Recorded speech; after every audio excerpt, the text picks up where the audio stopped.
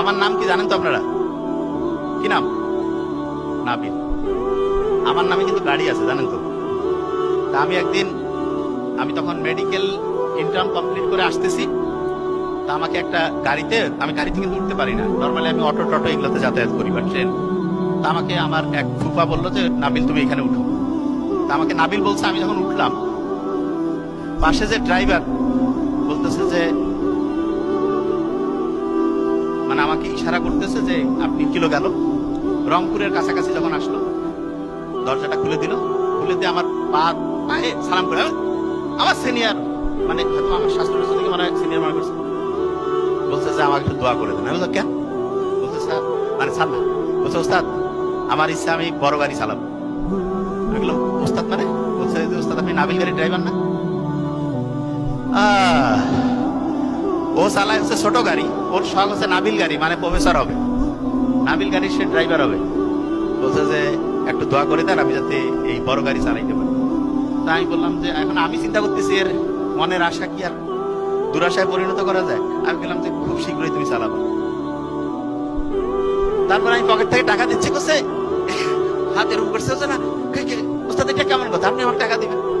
তারপরে আমি বলছি যে শুনেন, নাবিল গাড়িতে আমার লোক আছে, আমার নাম যেহেতু নাবিল, আমি এটা ব্যবস্থা করে দিব, আপনি টাকাটা নেন, নাহলে কিন্তু হবে না। ও টাকা নিবেই না।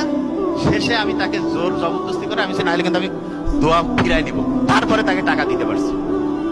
তখন আমার মনে হলো, আমি আমার ওই ছোট ভাই যে ডক্টর নোবেল, ওকে বলি যে যে কোনো ডক্টর যদি কখনো দেখাতে আসে বা তার নিজের আব্বা আম্মা ভাই বোন, জীবনে যত টাকা হোক দিয়ে দিবে, কখনোই না।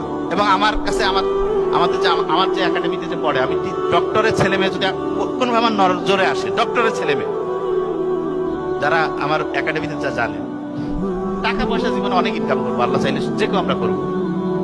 টাকা, ডক্টরের সাথে ডক্টরের সম্পর্ক, এই জন্য অনেকে ডক্টর জানে যে আমিও যদি কোনোভাবে জানতে পারি টোটাল টাকাটা আমি দিয়ে দিই যে উপহার হিসাবে।